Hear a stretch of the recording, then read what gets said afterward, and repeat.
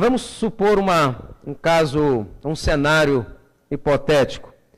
Vamos supor que se pudéssemos pegar uma pessoa com 1,70 m de altura, pesando 70 quilos, essa é a medida que se usa padrão na medicina, e se fosse possível retirar todos os órgãos transplantáveis, todas as substâncias que seu corpo produz, e colocá-los no mercado, quanto valeria um ser humano? De acordo com a Associação Americana de Seguros e Hospitais, se fosse possível fazer isso, um ser humano valeria hoje no mercado 45 milhões de dólares. Vou fazer então a segunda pergunta. O que é que mais vale no ser humano? 70 mil dólares por cada rim, 90 mil dólares por cada pulmão, 170 mil dólares pelo fígado, 250 mil dólares pelo coração. O que mais vale no ser humano biologicamente é a medula óssea, avaliada em 8 milhões de dólares. Bom, a terceira pergunta talvez seja mais importante, cada um vai dar a sua própria resposta para si mesmo. E a pergunta é, o que você tem feito para proteger esse patrimônio de 45 milhões de dólares? Que tipo de investimento você tem feito em termos de recursos, de tempo e dedicação? Muitas das vezes estamos muito preocupados em ter a casa dos sonhos, não é verdade? Ainda que é impossível ter a casa dos sonhos nesse planeta. A casa dos nossos sonhos, elas já estão construídas. Pessoas às vezes sonham com uma casa muito bonita. Com um mês do meio dentro da casa já começa a enjoar. Que não é a casa dos sonhos, é uma ilusão na realidade. O que não é nada, não é pecaminoso ter uma bonita casa. Estamos preocupados também em ter um carro muito bom, que essas coisas em si mesmo não tem nada de negativo, né? Deus quer que nós tenhamos coisas boas, mesmo nesse mundo. Entretanto, quando nós começamos a sacrificar a nossa saúde em função de conseguir essas coisas, aí é onde é que está o problema. E às vezes trata-se o corpo como se fosse uma máquina que não necessitasse de manutenção, não necessitasse de investimento, não necessitasse carinho. Tratamos como se fosse... Me lembro que estava falando na Flórida, e uma pessoa do auditório falou assim, doutor Silmar, o que você está falando aí é muito bonito na teoria. Acontece que eu não tenho tempo. E sabe o que eu disse para ela?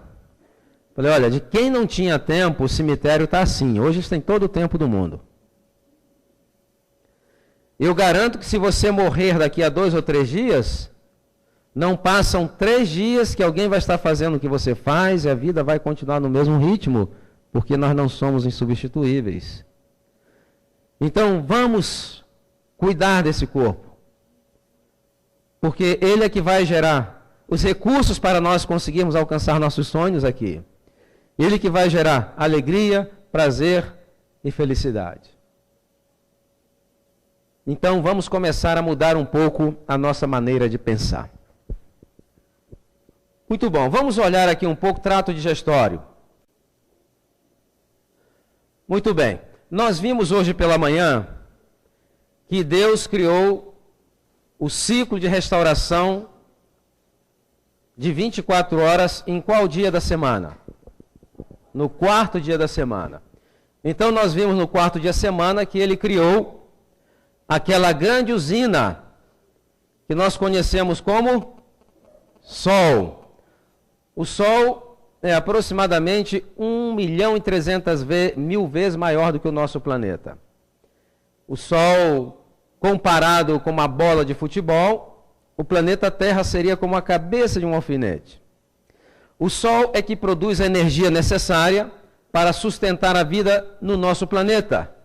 Deus mantém o Sol e, através desses recursos, Ele então fornece energia para sustentar a vida. Então o Sol emite para o nosso planeta energia em ondas de luz que nós chamamos de fótons. São as unidades de luz, a unidade de energia que o Sol manda para o nosso planeta. E esses fótons, quando são emitidos no Sol, eles percorrem o espaço a 300.000 quilômetros por segundo, que é a velocidade da luz, e leva mais ou menos 8 minutos para chegar ao planeta Terra.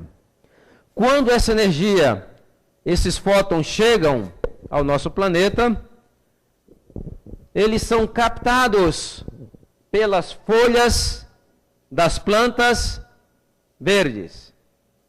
Somente as plantas verdes é que têm a habilidade de captar essa energia eletromagnética.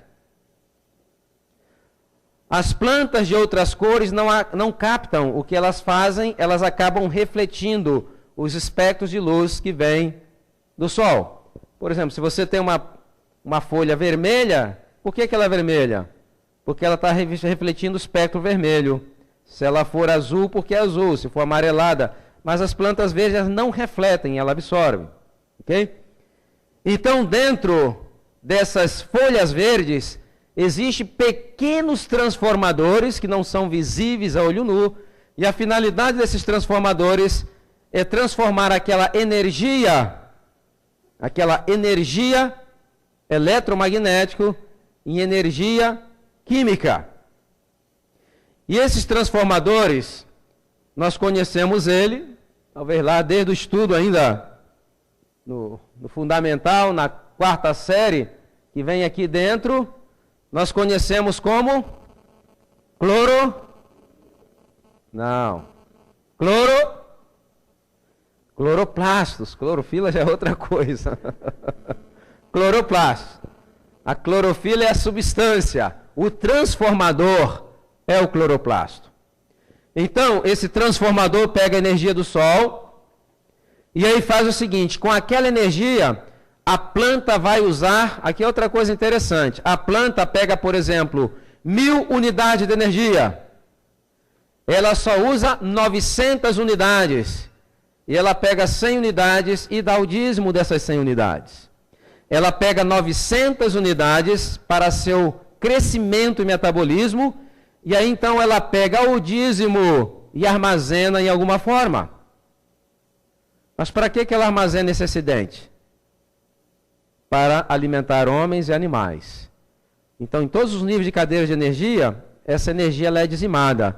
Ele pegou 1000 unidades, por exemplo, ele não usa as 1000, usa 900 e armazena quanto? 100. Então, com essa energia, essa planta vai pegar o quê? Ela pega água, minerais, que são componentes inorgânicos, pega também o gás carbônico, com aquela energia e com essa matéria-prima, a água vai fazer o quê? Vai produzir oxigênio e aquela energia excedente vai ser armazenada em forma de um fruto. Deu para entender? Tá fácil, né? Vamos supor que essa planta que obteve essas 1000 unidades de energia seja então uma batateira. Então ela usa 900 unidades e ela pega o restante daquela energia e vai armazenar em forma de quê? De batata, que é o que sobrou, ela armazenou em alguma forma. Se for um limoeiro, aquela energia vai ser armazenada em forma de limão. E se for um mamoeiro, uma videira, se for um cajueiro, caju. Então o que nós notamos é o código genético da planta, é que vai determinar em que forma, cor, sabor, aroma e textura em que aquela energia vai ser armazenada. Como existe uma variedade muito grande de código genético nas plantas, existe uma variedade muito grande de alimentos. Então, o que nós vimos é o seguinte, que a planta pegou a energia do Sol e pegou componentes inorgânicos que não são, se for colocado por unidades, nós não podemos nem ver sem ajuda, pois nós podemos ver uma quantidade de água, mas não podemos ver os seus componentes, que são átomos. Então ela pega aquelas unidades tão pequenas e vai montando alguma coisa grande. Ok? Agora, vamos supor que o que essa planta montou seja uma maçã. Nós não podemos pegar essa maçã, colocar dentro da boca e tentar engoli-la. Não temos como fazer isso. Para que possamos obter os elementos que estão ali, nós temos que transformar essa maçã em unidades tão pequenas, mas tão pequenas que possa ser absorvida pelo nosso organismo. Para isso, Deus criou uma linha de desmontagem para desmontar aquilo que a natureza montou. Essa linha de desmontagem é uma linha muito organizada. Cada departamento está encarregado de desmontar alguma coisa. Então temos boca, o tubo condutor esôfago, estômago, depois temos o duodeno, depois temos vários segmentos do intestino. E cada um desses segmentos está especializado em desmontar alguma coisa. Cada segmento. Deixa eu dar algumas informações interessantes a respeito dessa linha de desmontagem. Essa linha de desmontagem, numa pessoa de 1,70 m pesando 70 quilos, se você fosse esticar desde a boca até o retum em uma linha reta, fosse possível esticar e medir, numa pessoa de 1,70 m pesando 70 quilos, ela teria mais ou menos 10 metros de comprimento. Então, como que ela cabe ali dentro? Porque ela está bem organizada. Ok? Essa linha de desmontagem, ela é controlada pelo sistema nervoso central. É o sistema mais inervado do organismo que nós temos. Por isso que quando existe estresse, ansiedades, uma série de problemas na mente, acaba refletindo no nosso trato digestório. E vai refletir também de maneira diferente em diferentes pessoas. Por exemplo, tem pessoas que quando estão sob tensão dá uma diarreia. Tem outras que já ficam com prisão de ventre. Não é verdade? Então, essa resposta ela vai ser diferente em diferentes pessoas. Esse trato digestório, aqui, por exemplo, essa parte chamada intestino liso, é onde se dá a absorção da maioria dos nutrientes. Esse intestino liso, se você fosse cortá-lo e medir a sua área, ele teria apenas meio metro quadrado. Entretanto, o grande engenheiro do universo, ele colocou dentro daquele intestino ali estruturas que nós conhecemos como vilosidades. O que são vilosidades ou vilos? São projeções parecidas com um carpete bem felpudo, que tapetiza aquela parte interna do trato do intestino liso, e essas estruturas acabam transformando a área de absorção de meio metro quadrado para uma área de absorção de 250 metros quadrados, equivalente a uma quadra de tênis. Por isso que essa área ela é muito bem vigiada, porque é a maior área que coloca o ser humano em contato com o mundo exterior, muito mais que a nossa pele. Por isso que ela é muito bem vigiada, e aproximadamente 60% dos linfáticos estão distribuídos aqui. Por quê? Porque ela é seletiva, ou deve ser seletiva. Se entrar ali alguma molécula de determinado tamanho que não deveria entrar, imediatamente elas são o quê? Destruídas. Então é muito bem vigiado o nosso trato digestório. Aqui tem uma pequena estrutura. Essa estrutura chama-se apêndice. A medicina moderna sempre ensinou que o apêndice era um órgão vestigial. O que é um órgão vestigial? O órgão vestigial é o seguinte, baseado nessa filosofia do evolucionismo, ele diz o seguinte, que o cólon do ser humano ele era muito maior. E à medida que foram passando o tempo, foi mudando a alimentação, o cólon foi ficando menor, e ficou aquela tripazinha ali, que segundo ele não serve para nada, só serve para infeccionar. E baseado nessa filosofia, foram feitas milhares e milhares, eu creio que centenas de milhares das chamadas cirurgias profiláticas. O que é cirurgia profilática? Bom, O cirurgião abre o indivíduo para operar uma coisa. E ele diz o seguinte: eu já estou aqui, eu já aproveito e levo também um apêndice, porque isso não serve para nada, só serve para infeccionar. Entretanto, nos últimos 15 anos, o que nós descobrimos? Na realidade, esse apêndice não tem nada a ver com o órgão vestigial. Ele é um posto avançado, é um tecido linfóide, e ali estão células de defesa do nosso organismo, que vai fazer o quê? Número 1, manter a nossa flora intestinal no número ideal para que não se multiplique de maneira desordenada e possa trazer enfermidades. Número 2, vigiar se existe a presença de alguma bactéria patogênica para imediatamente destruí-la. Então, uma parte importante do nosso sistema imune.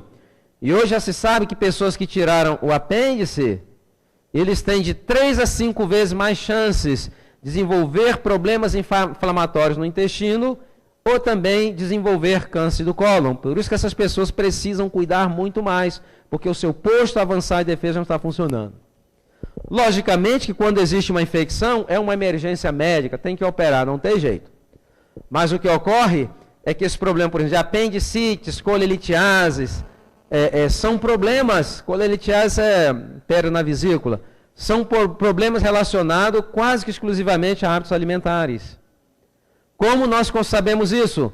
Que a Europa e Américas, a incidência é muito grande. Entretanto, em outros países, esses problemas são quase que desconhecidos, são muito raros. E qual a diferença que existe entre esses países e os outros? É a alimentação. Agora, existem algumas estruturas aqui que não faz parte da linha de montagem, mas desempenham uma função muito importante. Aqui nós temos o fígado. O fígado, na minha opinião, é o órgão mais fascinante que existe no corpo humano. Fascinante, espetacular. Eu até creio que quando alguém fosse fazer uma declaração de amor, deveria falar: eu te amo com todas as forças do meu fígado. Porque o coração, ele é uma bomba, conjunto de bombas que trabalham, mas o fígado não. Para vocês terem uma ideia, o fígado, ele pode, que se sabe até agora, ele realiza cerca de aproximadamente 500 reações químicas diferentes.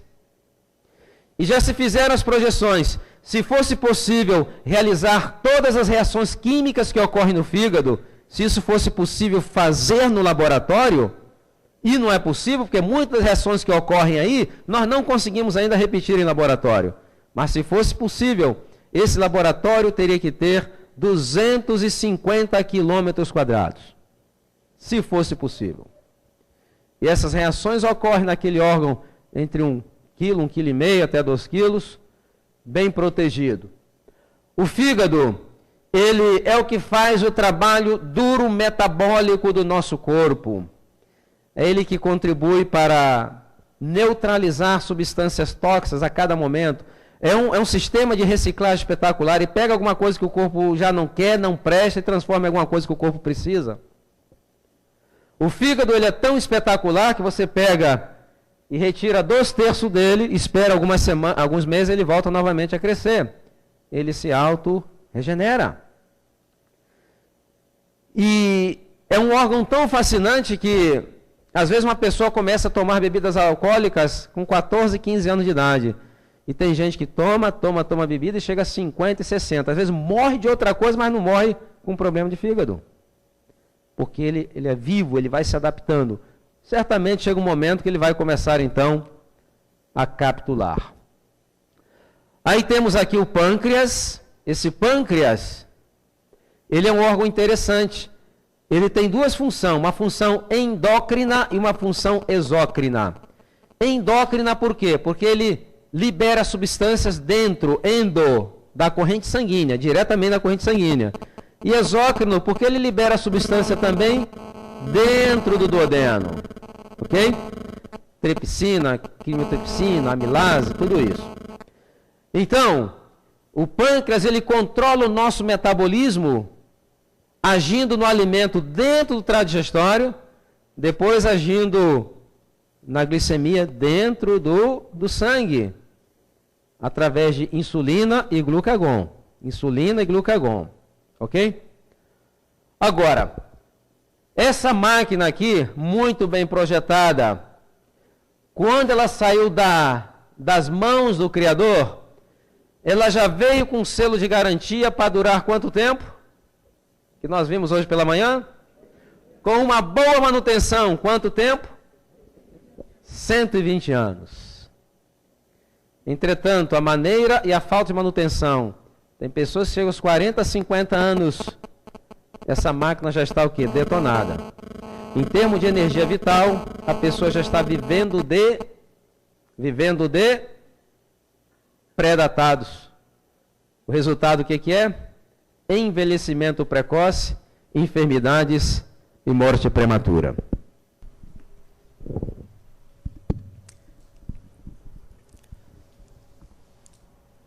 E o que ocorre hoje? Ocorre que existem alguns hábitos que vêm dentro daquele sistema porque está provado cientificamente. Hoje, com a ciência que existe, você pode provar qualquer coisa. E o que ocorre é que, eu mencionei nessa manhã, dos interesses corporativos. Então, alguns anos, o que é 15 anos atrás aproximadamente, começou a fazer estudos, pesquisas. E aí chegar à seguinte conclusão: bom, quanto intervalo curto maior você come, é melhor para a saúde. E foram estudos patrocinados pela indústria dos alimentos. Então isso ganhou a mídia e hoje nós temos nossas universidades aconselhando as pessoas a comer em intervalo mais curto, porque vai parar o metabolismo, vai ajudar a reduzir o metabolismo, aquela coisa toda. Desconsiderando o atropelo que é em todos os outros processos fisiológicos, nós vamos ver aqui. E vamos ver fisiologicamente por que isso é errado. E notem, nunca se comeu tanto na história moderna dos seres humanos e nunca se viu tantas pessoas cansadas, esgotadas, fatigadas, deprimidas e doentes, porque o mesmo hábito de comer muito em intervalos curtos de tempo não somente drena a energia física do indivíduo, mas também a sua energia física, mental e a sua energia emocional. Então, o pâncreas, por exemplo, com uma boa manutenção, quanto tempo deveria durar? De acordo com o manual. 120. Aqui está o manual, não é? Se a gente seguir esse manual, é que ao longo do tempo já se perdeu muito, né? O problema é que manual é uma questão de cultura. Eu lembro que eu morava em Nova York, eu gostava de passear naquelas lojas de eletrônico, e aí via, por exemplo, o japonês oriental, normalmente, quando ele vai comprar um produto eletrônico, primeiro lá, ele pede para dar uma lidinha no manual. Ele dá uma lidinha no manual e vê se ele compra ou não. O americano, ele compra um aparelho, leva para casa, e lá ele abre e vai ver o manual. E o brasileiro, ele queima o aparelho e depois está perguntando onde é que eu deixei aquele bendito daquele manual, na verdade.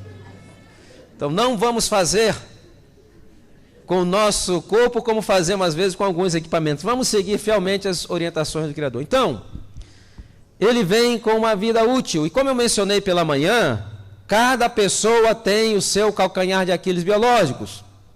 E tem pessoas que têm o seu calcanhar de Aquiles biológico, o que é? É o pâncreas. Então, esse órgão, a pessoa come 8 da manhã, 10 da manhã, meio-dia, às 3, 4, 5, 10. E o que é que esse pâncreas está fazendo para salvar a sua vida? Ele tem que continuar produzindo insulina. Ele está trabalhando.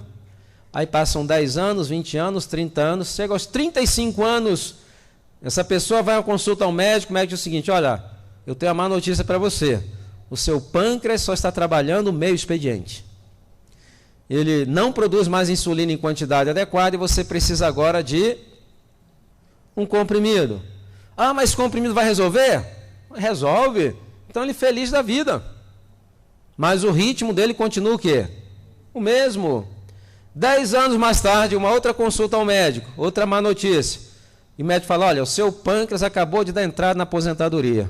Ele já não trabalha e agora você depende de insulina exógena ou injetável. O que ocorreu? Aquele órgão que teve, e eu falei entre 35 a 45 anos, sabe por quê? Porque hoje, 8 de cada 10 novos casos de diabetes ocorrem em pessoas de 35 a 45 anos de idade. Está pegando indivíduos cada vez mais jovens. O que esse indivíduo fez? Em 35, 45 anos, ele conseguiu gastar uma peça de reposição que poderia durar quanto tempo? 120 anos. Então, o mesmo ocorre, por exemplo, com outros órgãos, as suprarrenais, por exemplo, você já ouviu falar em fadiga das suprarrenais. A pessoa vive em estresse tão constante, ela começa a produzir a adrenalina, a todo momento a pessoa está produzindo. Chega um momento em que existe a fadiga da suprarrenal e a pessoa fica completamente letárgica. Porque a adrenalina não é somente para o estresse, não. A adrenalina tem a função da motivação. O estresse é quando ela aumenta muito para dar aquela resposta de correr ou lutar. Mas nós precisamos dela para ter uma certa motivação. Se não houver a produção de adrenalina em quantidade adequada, a pessoa fica apática, letárgica. Eu já encontrei muitas pessoas assim. Por quê? Porque aquela peça que deveria durar 120 anos, a pessoa conseguiu anular. Agora, vamos ver aqui o que ocorre, por exemplo, com a questão do comer em intervalos muito curtos de tempo. Então, aqui é o esôfago, estômago. Vamos ver aqui, por exemplo, quando você começa a mastigar algo, nós temos lá a nossa linha de montagem. Então, essa linha de montagem, ela começa na boca. E na boca é que estão os trabalhadores braçais dessa linha de montagem, é que faz o trabalho duro e braçal. Como se chamam esses trabalhadores? Os dentes. E o que ocorre é que na boca o processo digestivo se dá através de uma ação mecânica, com os trabalhadores braçais, e através de uma ação também química. E quando existe uma mudança na alimentação através das gerações, por exemplo, a substituição de alimentos mais duros por alimentos mais cozidos, mais macios, mais mingauzinho, mais suquinhos e mais papinhas, o que ocorre? Pela lei do uso e desuso, começa a haver uma degeneração dos dentes. Por isso que nós vemos hoje, nos últimos 50 anos, né, eu estou incluído nisso, é que hoje, se chega à adolescência, tem que colocar o quê? Por quê? Porque os dentes estão completamente fora. Por que estão fora? Ele está se adaptando ao tipo de dieta que a pessoa está tendo. Então, o alimento aqui deveria ser muito bem mastigado e se dá preferência a alimentos mais sólidos. Os alimentos sólidos vão manter a saúde dos trabalhadores braçais e também toda a saúde do trato digestório. Hoje, por exemplo, tem pessoas que nascem sem espaço para o dente ciso. Tem algumas nascendo já sem o dente ciso. Mas por que está sem espaço? Se na planilha do Criador estava o espaço lá, o que nós fizemos com esse espaço? É que os dentes cisos são conhecidos fisiologicamente como mastigadores de nozes e sementes. Você pega, por exemplo, uma noz, você não mastiga com os dentes da frente, mastiga? Automaticamente a língua o que faz? Joga lá para os dentes de trás, onde existe uma maior o quê? Uma maior tração, uma maior força. Entretanto, nos últimos 50 anos, essas gerações não mastigam mais nozes e sementes, e através da lei do uso e desuso, o que aconteceu? Ele atrofiou. Agora, se eu voltar a mastigar nozes e sementes, será que ele vai aparecer de volta? Não. A Bíblia diz que leva 3 gerações para você recuperar uma função genética que foi perdida. Diz que persegue a maldade dos pais nos filhos até a 3ª. Mas ele também diz o quê? Faço misericórdia a milhares que me amam e cumprem os meus mandamentos. Então, se você começar a ensinar o seu filho, aí vai novamente voltar. E existe aquela questão de pensar que a questão dos dentes é problema de cuidado com os dentes.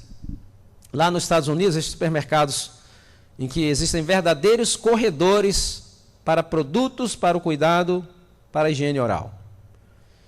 existe 2 ou 3 escovas para cada dente. Uma parafernália incrível. Se você for usar tudo aquilo, tem que estar aposentado, porque não vai sobrar tempo para fazer mais nada. Entretanto, apesar de toda essa parafernália, existe lá um índice de 300 cáries para cada 1000 habitantes. E aí você vai a alguns países da África, ou algumas ilhas lá das Polinésias, e vem aquelas pessoas te cumprimentarem com aquele sorriso perfeito, branco, e você pergunta, quantas vezes você escova os seus dentes por dia? E pasmem, a maioria nunca nem viu uma escova de dente na vida. Índice de cáries, 3 cáries por cada 1000 habitantes. Então, na realidade, o cuidado que nós fazemos com os dentes, se não fossem os odontologistas, as pessoas chegariam a 24, 25 anos, já estaria todo mundo banguelo. O que estamos tentando fazer, o que se faz é atrasar esse processo de deterioro, que não é questão de higiene somente, é uma questão sistêmica. Uma mastigação pobre, com alimentos que necessitam mastigação vigorosa, provoca deterioro das gengivas, e aí provoca-se enfermidades periodontais, que vai se alojar ali bactérias, que vai disseminar focos infecciosos através de todo o organismo, em alguns casos levando até endocardites. Começa aqui e é disseminado através de todo o organismo. E aí chega um momento que esses trabalhadores braçais, quando eles não são estimulados, eles vão ficando preguiçosos. Eles vão ficando preguiçosos, o que acontece? Cáries dentares, perda de dentes, problema de oclusão. Uma pessoa toma hoje uma vitamina pela manhã, depois um sanduichinho, um suquinho, uma papinha, somente coisas cozidas, aquilo vai se adaptando de acordo com a dieta do indivíduo. É baseado na dieta. Ok? Porque, por exemplo, que os chineses têm aquele dentinho meio para fora. Aquilo é ideal para comer arroz com aquele palitinho. E eles têm feito isso por centenas de anos, ou milênios na realidade. Nós vamos nos adaptando, ok? Agora, de vez em quando alguém fala, doutor Silmário, eu estou me alimentando muito bem. De manhã eu coloco no liquidificador, fala com todo orgulho, né? Banana, mamão, castanha de caju, ração humana, leite de soja. E aí eu tomo aquilo de manhã e me sinto muito forte. E sabe o que eu digo? Forte não, você deve estar cheio de gases, cheio de distensão abdominal, né? Por quê? Banana, mamão, cereais, onde deveria começar a digestão? Na boca. E o que aconteceu com aquilo que ele bebeu? Foi direto, passou sem digestão. Então, mesmo os sucos e vitaminas deveriam ser mastigadas, desgustadas e saboreadas. E aí o que ocorre? Ele tomou, e aquilo ali então vem, passa o estômago, ele tem 2 portões. O primeiro portão chama-se válvula gastroesofágica, e o segundo portão chama-se válvula pilórica. Quando você começa a mastigar alguma coisa, imediatamente esse portão de baixo ele fecha. Por quê? Seu estômago produz, ele tem uma outra ferramenta. A ferramenta desse departamento da boca, a principal chama-se amilase, que é especializada em desmontar amidos. No estômago existe outra ferramenta, porque é um outro departamento. Esse departamento, a ferramenta principal, chama-se ácido clorídrico, que vai desmontar proteínas em aminoácidos. Ok? Então, quando você começou a mastigar, o piloro fechou. Por que fecha? Porque aqui produz ácido. O estômago, ele tem uma capa, que é uma geleia branquiçada, nós chamamos de mucosa. Essa capa não permite que o ácido que ele produz digira o próprio tecido do estômago.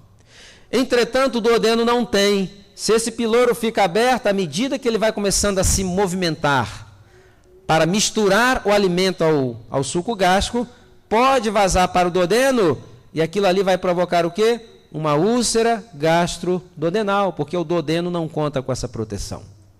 Então ele tem que estar bem fechado. E aí chegou aquele suquinho, aquela papinha que tomaram de manhã. Quando chega no estômago, há uma reclamação.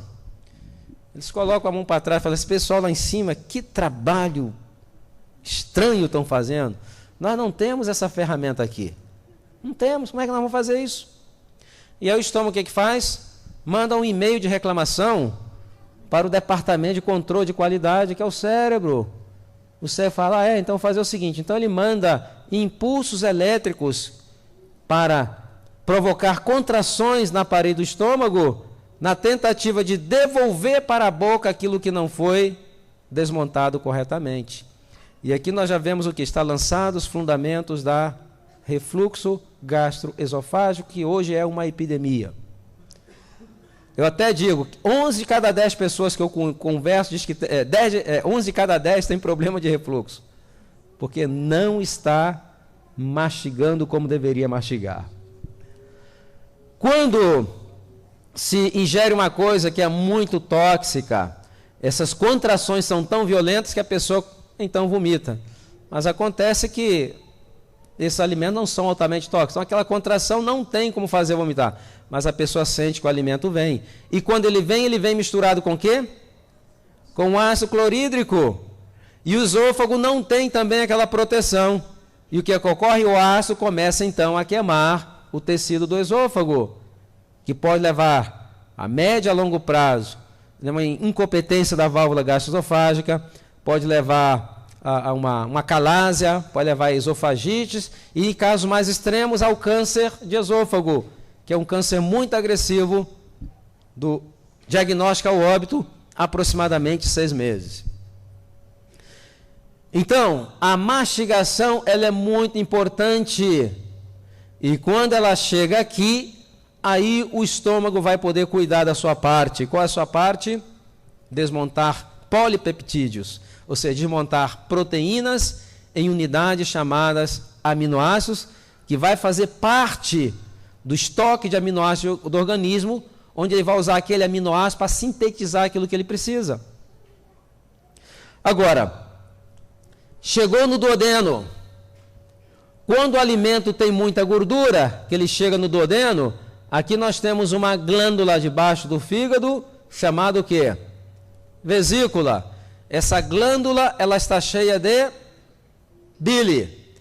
Quando chega gordura naquela região do duodeno, a presença da gordura desencadeia um controle hormonal, meio complicado, mas faz com que o cérebro estimule a contração violenta da vesícula para que ela possa esborrifar o seu conteúdo no duodeno para ajudar a emulsificar as gorduras e ajudar no processo de digestão. Notaram que é uma linha que trabalha em sincronia? Cada um tem o seu trabalho, cada um tem a sua função. E nós, então, acabamos de desregular completamente. Então, vamos ver aqui o que ocorre com a questão da quantidade e frequência inadequada dos alimentos. Vamos supor que você comeu às 8 horas da manhã. Você sentou, mastigou bem mastigado, saborou seus alimentos. Aquele alimento bem mastigado, ele é conduzido pelo esôfago até o estômago. Depois que você tomou o seu último bocado do desjejum, então existe um tônus maior naquele esfíncter gastroesofágico, então você tem um ambiente ali super controlado, porque é um ambiente muito o quê? Ácido. Ele é tão ácido que se colocar o dedo lá dentro, ele queima. Ok? E aí começa. Aí, quando esse alimento está aqui, o cérebro, então, ele começa a segunda fase da digestão, e ele vai e emite impulsos nervosos para estimular a contração da musculatura da parede do estômago, que nós chamamos de movimento peristáltico. Qual é a função desse movimento peristáltico? É misturar bem os alimentos com o suco gástrico. Quanto tempo? Vai depender da quantidade de proteínas, mas vamos colocar uma média de 2 horas. Então você comeu às 8 horas da manhã, começou então o processo digestivo, e depois de 2 horas, aquele ambiente que estava ácido, ele voltou a alcalinizar. E o estômago, o que é que ele faz? Ele manda então um e-mail para o cérebro, dizendo o seguinte: pode liberar o piloro, porque aqui já terminamos. Aí o que o cérebro faz? Está no horário do lanchinho das 10, está acabando de chegar aqui. E aí, quando aquele pilouro ia abrir, às 10 da manhã, o que ocorreu? Chegou o lanchinho das 10. Quando você morde alguma coisa, o que ocorre com o pilouro? Ele fecha. Então ele continua fechado. E ele vai trabalhar agora com o lanchinho das 10. Quanto tempo? Mais ou menos 2 horas. O cérebro tem que começar tudo novamente. Ele tem que controlar, ele tem que estimular uma êxtase, uma circulação, não a circulação, uma congestão de sangue na parede do estômago, porque é esse sangue que vai prover o calor para acidificar mais, ali, o calor. Ele tem que controlar a secreção das enzimas e ele tem que mandar mais impulsos para controlar o quê? O peristaltismo. Então, 2 horas. Então, 2 horas e começa tudo novamente. Aí chegou meio-dia. Meio-dia voltou a alcalinizar aquele ambiente e novamente mandado uma mensagem. Libere esse pilouro. Só que horas são? Meio-dia. Vem outra mensagem e fala, rapaz, você não sabe o que está chegando aqui agora.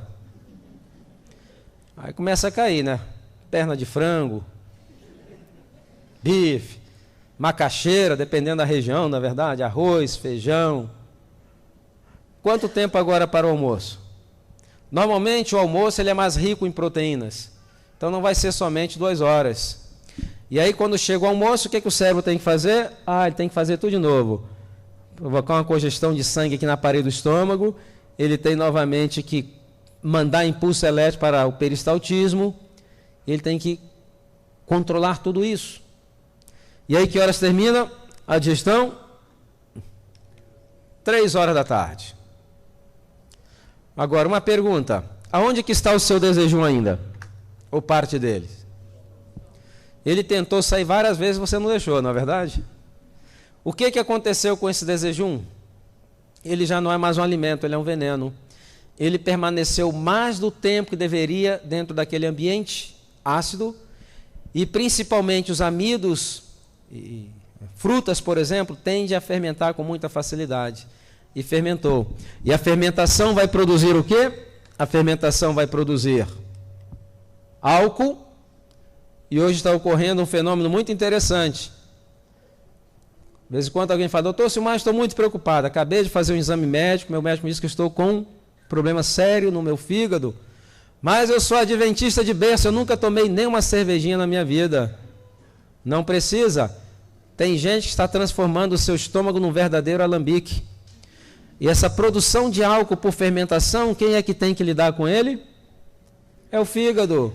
E aí passa 1 ano, 2 anos, 5 anos, 10 anos, 20 anos, 30 anos, 40 anos, chega um momento em que ele começa então a capitular, se a pessoa for predisposta, tiver algum problema no fígado. E se produz também outras substâncias. Dessas substâncias é o gás, o metano, o dióxido de carbono. E esses gases, eles quando acumulam uma quantidade muito grande dentro do intestino, porque quando ele está dentro do intestino, ele tem a força do peristaltismo que o empurra para onde? Para baixo, não é verdade? Entretanto, quando aumenta muito a sua concentração, ele permeabiliza pela parede e entra na cavidade abdominal. Por isso que as pessoas veem assim, parece um tambor, não é verdade? Bum. Basta dar as vaquetas para sair na banda, né? Só que o gás fora do intestino, ele é um gás o que? Livre. Qual é a ação de um gás livre? Que é mais leve do que o ar, o que acontece? Se eu solto um balão aqui de gás, o que vai acontecer? Ele sobe. Então ele sobe, ele vai subindo. Ele passa por exemplo, o gás passa pelo diafragma, entra na cavidade torácica, e algumas pessoas vai provocar pontadas. Tem pessoas, eu estou com um problema no coração, sentindo umas pontadas. Outros sentem até palpitação, que algumas pessoas, esses gases podem alterar o marca-passo do coração. E às vezes ficam preocupadas, vão fazer um exame com um cardiologista, e chega no momento do exame, por azar do indivíduo, deu uma alteração, ele já sai tratando ali uma enfermidade que não existe. Mas os gases continuam subindo. Vai subindo, subindo. Quando chega na abóboda craniana, aqui, porque ele vai permeabilizando através das estruturas, ele não tem mais como subir. E em pessoas predispostas, o dióxido de carbono ele tem um efeito também vasodilatador, ele provoca vasodilatação. Ele provoca a vasodilatação das artérias do cérebro, levando essas crises chamadas crises de enxaquecas. E aí a pessoa toma uma série de medicamentos para a cabeça, ela está tirando no lugar errado. O problema está onde? O problema está no intestino. Grande parte desses problemas de enxaqueca são controlados quando se controla os processos fermentativos intestinais. Eu tenho visto na minha experiência, mais de 15 anos, pessoas que sofriam com isso. Nem todos, mas a maioria. Em medicina não existe 100%, não é uma ciência exata. Mas a grande maioria desses problemas está relacionado com o quê? Fermentações intestinais. E aí alguém falou assim, não, doutor Silmar, isso aí o problema isso é hereditário, porque a minha mãe tinha, a minha avó tinha. Eu falei, é verdade, você come igual a sua mãe comia, igual a sua vovozinha comia. Então, nós não herdamos a maioria das enfermidades, herdamos os hábitos. E aqueles hábitos que adoeceram nossos pais, vão nos adoecer também em idade cada vez mais jovens. Agora, qual intervalo deveríamos dar entre as refeições? Pelo menos quanto tempo? 5 horas, né? E de onde veio essas 5 horas? Foi assim? Primeiro, as glândulas que produzem enzimas digestivas no organismo, elas trabalham no ritmo chamado pulsátil. O que é um ritmo pulsátil? Elas trabalham no ritmo onde existe um período para as vesículas encherem, existe o esvaziamento e ela precisa de um tempo para voltar a encher e ter em quantidade suficiente.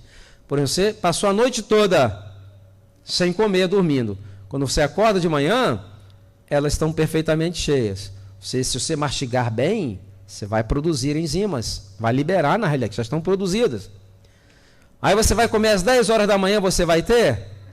Você vai ter, mas não em quantidade adequada. Aí a pessoa mastiga, aquela coisa está meio seca, aí o que ela faz? Para complicar ainda mais, a água, o suco, e acaba já estragando todo o processo digestivo. Eu gosto de comparar isso aí, por exemplo, na região que eu moro no Texas, é uma região onde existem muitas cascavéis. Existem tantas cascavéis que o governo autorizou fazer rodeio de cascavel. Se você for em San Antônio, El Paso, você pode pedir um prato de cascavel por $35. É uma região onde existe muito gado. O maior produtor de gado lá da região está no Texas, no norte. E esses animais dão muito prejuízo ao gado. Então o governo autorizou um controle indireto da população de cascavéis. E são animais de sangue frio. Então quando a temperatura às vezes cai muito, eles buscam lugares quentes. O ano passado, em janeiro, na fronteira do Arizona com o Texas, teve uma escola que teve que fechar por uma semana. Sabe por quê? Infestadas de cascavéis. Então, por exemplo, temperatura caiu, elas vão procurar algum lugar quente e às vezes pela manhãzinha, pedras absorvem calor, não é? Elas buscam no asfalto, muitas são mortas porque buscam lá e vem os carros e acabam matando. E na garagem da sua casa, você chegou com um carro, por exemplo, desligou o motor, mas o motor permanece o quê? Quente. E dizem que elas têm detectores de temperatura que vão buscar esses lugares mais quentes. Através de detetores de temperatura que elas também encontram suas presas, através do calor produzido, não é? Dizem. Então existem muitos acidentes com esses animais. Então, na emergência lá existe um protocolo. O protocolo é o seguinte: uma pessoa foi picada por uma cascavel. E as picadas sempre são nas extremidades inferiores ou superiores. É onde você pisa, onde você se agacha para pegar alguma coisa. E vamos supor que você teve uma picada na mão esquerda, mais ou menos aqui. Então, quando se chega na emergência, o protocolo é o seguinte: o médico que está atendendo, ele pergunta: que hora ocorreu isso?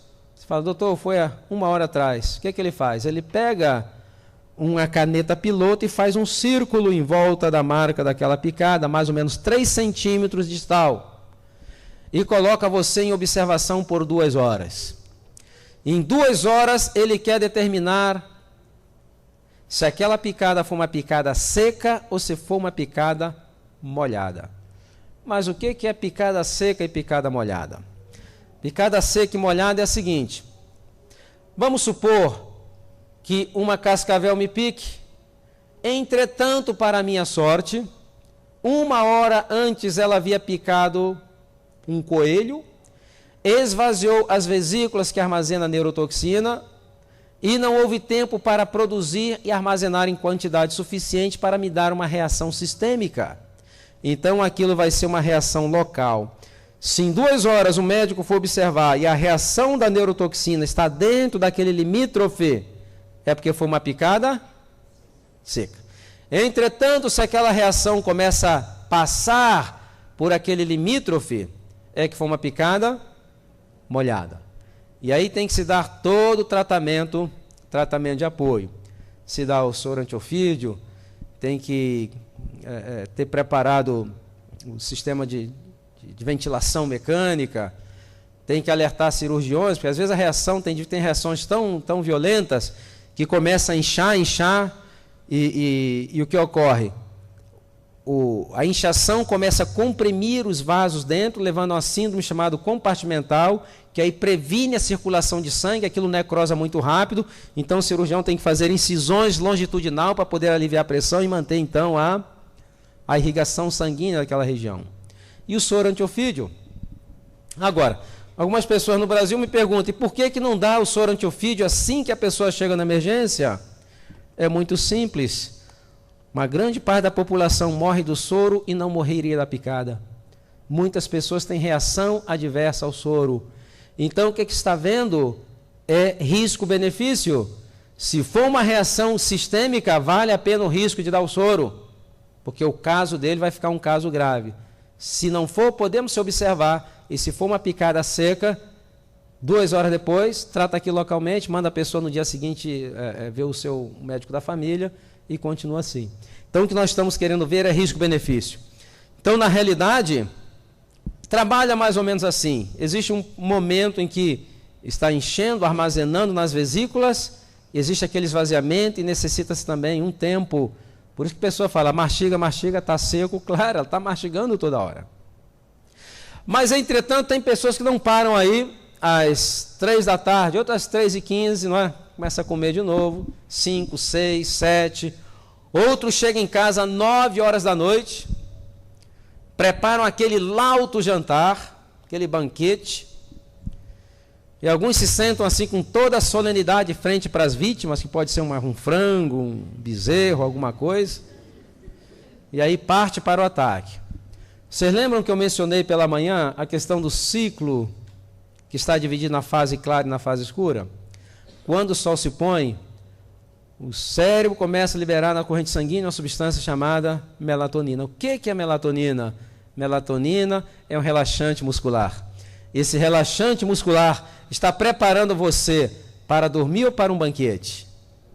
Para um banquete. Entretanto, 9 horas da noite, na realidade essa melatonina penetra também na musculatura, porque o trato digestório é composto de várias capas musculares que recebem a ação da melatonina. Então, quando você começa a comer de noite, o cérebro fala, eu não acredito, não é possível. Porque agora o que vai ocorrer? Ele vai ter que ter um esforço muito maior, porque ele vai ter que estimular tecidos que estão sob efeito de um relaxante muscular. Então vai ser um trabalho duro, que vai arrastar-se até altas horas da noite, e aí vai vir um fenômeno. Às vezes a pessoa esteve na cama 10 ou 12 horas, entretanto, quando acorda no dia seguinte, está pior do que quando foi dormir. Sabe por quê? Porque você nunca chegou a uma profundidade de sono que pudesse reparar aquele cansaço. Isso é acumulativo. E aí ela tem que acordar no dia seguinte, porque ela precisa trabalhar ou estudar ou fazer alguma coisa. Ela não tem força. Mas ela começa então a usar aquele fundo de energia vital, lembra? E ela vai gastando, 40, 50 anos já está em bancarrota. O resultado o que é? Envelhecimento precoce, enfermidades e morte prematura. Por quê? 10h30 até 2 horas da manhã é o horário nobre do sono. Nesse horário, o cérebro deveria estar reparando aquele desgaste que você teve durante o dia, em uma das fases do sono. Existe um momento do sono chamado movimento rápido dos olhos, onde o cérebro começa a disparar cargas elétricas. Ele dispara essas cargas elétricas para checar todos os cabos elétricos, todos os tecidos, para ver como é que está, o que precisa. E como os olhos possuem nervos ópticos que estão atrás e que tem um calibre muito grande, essas descargas elétricas provocam o olho do indivíduo de um lado para o outro numa velocidade muito grande. Ainda bem que a pessoa está com o olho fechado, né? Que se um esposo ou uma esposa olha aquilo está assim, ela sai correndo, né? Enlouqueceu. Então é uma velocidade muito grande. Quando é detectada alguma lesão, já vem uma informação para o cérebro. O cérebro já sabe onde está a lesão, ele já sabe que tipo de hormônio ele tem que produzir para estimular determinadas células, para estimular a produção de proteínas específicas para reparar aquilo que foi desgastado, para que no dia seguinte você possa recuperar, acordar totalmente recuperado. Entretanto, ele não pode chegar a essa profundidade de sono, sabe por quê? Porque ele está tentando salvar a sua vida. Se você chega a uma profundidade de sono, você morre. Mas Deus é tão misericordioso que Ele não deixa a pessoa olhando para o teto como se fosse uma sucuri depois que engoliu um bezerro, mas também não consegue chegar a uma profundidade de sono que vai reparar o seu cansaço. Isso aí é acumulativo, vai passando o tempo, todo o sistema, graças a Deus, nosso organismo ele é muito resistente. Ele se recria, porque senão nossa expectativa de vida seria então muito menor. Geórgia, uma pergunta muito interessante, Estados Unidos. Doutor Silmar, o problema é que quando chega 9 horas da noite, meu estômago faz um barulho, é um fuzuê tão grande que eu tenho que comer alguma coisa. Eu falo, não, a senhora está com problemas de interpretação, seu estômago está toda noite pedindo a misericórdia, ele está dizendo hoje não, por favor, dá um tempo. Todas as noites ele recebe aquela surra. E todas as noites é a maior correria. Se botasse um endoscópio, o que vai vir hoje? O que vamos fazer? Aquele desespero lá dentro. Eu falei, faça o seguinte, quando a senhora escutar aquela comoção interna, pegue um copo de água bem fria e vai tomando aos goles, aos pouquinhos. Mais ou menos aí uns 20 minutos tomando água. Já vai mandando uma mensagem para o estômago, olha, hoje vocês estão poupados. Meia hora depois, a senhora come uma fruta doce. Eu falei, não é fruta aí doce, é fruta doce. Bem mastigado, misturando bem com a saliva, e depois vai dormir em paz com o seu estômago. A senhora vai ser uma noite de sono reparadora, no dia seguinte vai amanhecer dispostas, pronto para fazer um bom desjejum e colocar novamente a sua vida em harmonia com as leis da saúde. E realmente é isso que acontece. Existe fome e existe vontade de comer. A fome são necessidades calóricas do organismo. A vontade de comer é uma condição que nós impomos ao organismo. Então nós temos que descondicioná-los. Ok? Bom, todo o processo de recuperação da saúde, eles têm que estar focado na recuperação de 4 sistemas importantes do nosso corpo. Primeiro sistema digestório. É impossível ter uma boa saúde se não se tem uma boa digestão. É impossível. Se o que você comeu não foi desmontado de maneira própria, não vai produzir aqueles elementos de qualidade que você necessita. Então a restauração do processo da linha de desmontagem, ela é fundamental. Agora, se a linha de desmontagem é uma máquina, vamos supor que essa máquina desmontou, ela desmonta e ela empacota. Agora tem que haver um outro sistema que vai fazer com que leve aquele pacote ao cliente final. Quem é o cliente? É a célula. Então necessitamos de outro sistema, chamado sistema o quê? Circulatório. Então, a restauração do processo circulatório também é fundamental. E aí o que ocorre? Depois que aquela célula utilizou, né, aquela matéria-prima que chegou aqui até ela de qualidade, sempre vai haver o quê? Dejetos que têm que ser eliminados. E para isso necessitamos, em bom funcionamento, um outro sistema chamado sistema excretório. E aí, para coordenar tudo isso, nós necessitamos o bom funcionamento de qual sistema? Sistema nervoso central. Então, o processo de revitalização que eu vou ensinar amanhã é um processo que visa a recuperação da integridade desses 4 sistemas. Se você tiver esses 4 sistemas funcionando bem, o resto vai ser consequência do funcionamento. Você vai ter um bom sistema imunológico.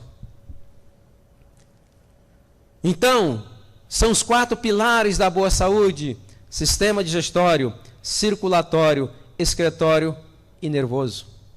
Não existe grande mistério.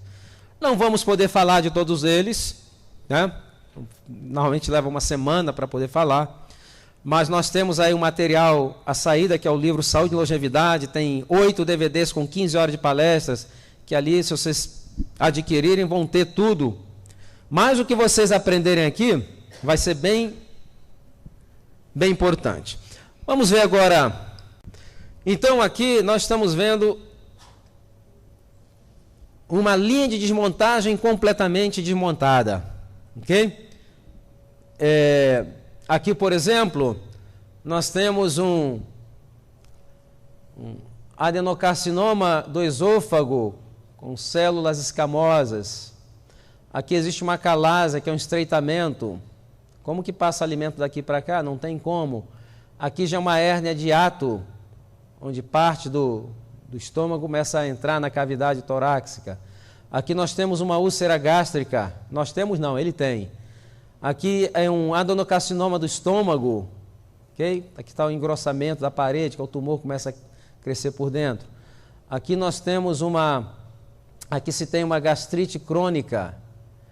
Aqui você tem pedra na vesícula. Essa pessoa pegou uma promoção, pegou tudo o que tinha que pegar, né?